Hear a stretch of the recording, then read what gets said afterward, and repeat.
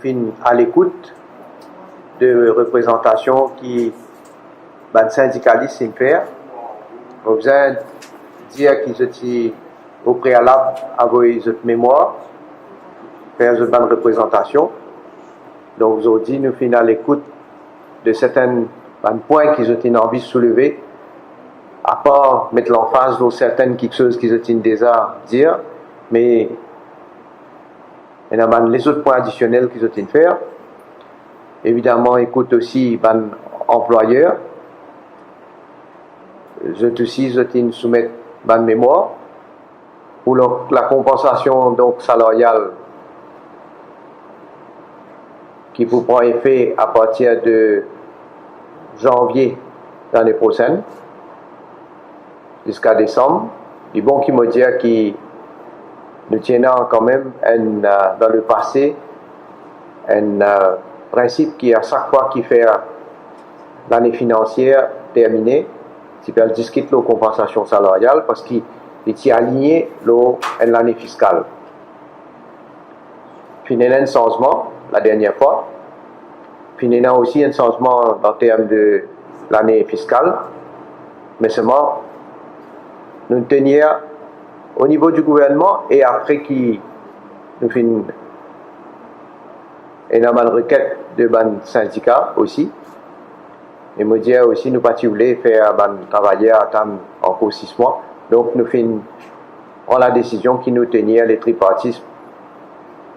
Et ce qui finit dans lieu autres. Ce qui le gouvernement finit décider pour les employés qui touchent jusqu'à 15 000 roupies par mois, je vous gagne une compensation de 200 roupies.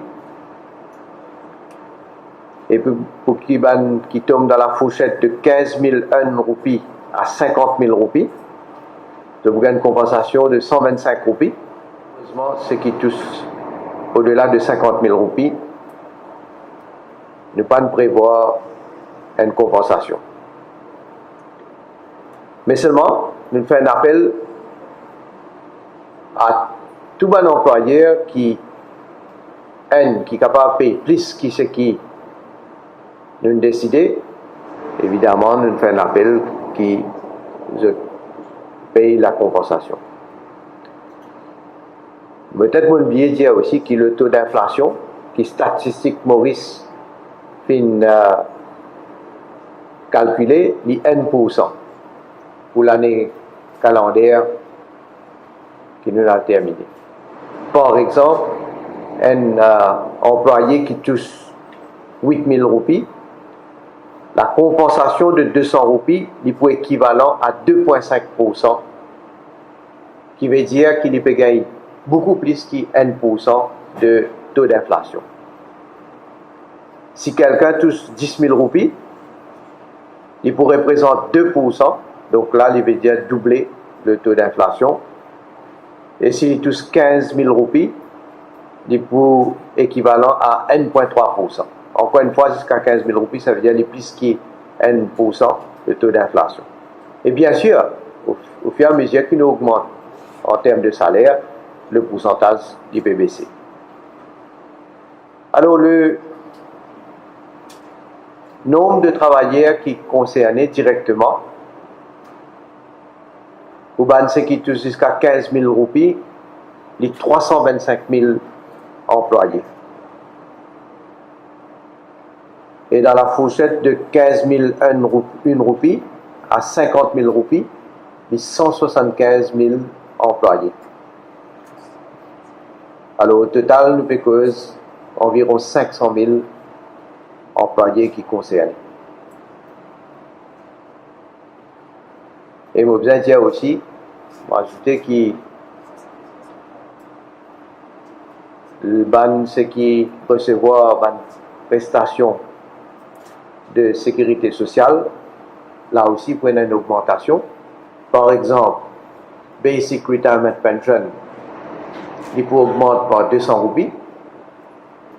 Après, il y a certaines, les autres social benefits, les autres pensions, qui savent, il faut calculer une base de pourcentage. Pour le secteur public, ça veut dire qu'on prend en compte la compensation et une prestation sociale, les poids arrivent à 880 millions de roupies. Pour le secteur privé, les poux tournent autour de 985 millions de roupies. Donc à l'économie, les poux coûtent nous à peu près 1,865 millions de roupies. Encore une fois, je tenais à remercier tous mes camarades syndicalistes pour votre participation, mes employeurs, représentants de mes employeurs, et tous mes collègues ministres qui apportent notre contribution pour qu'ils nous réussissent de l'avant avec sa formule.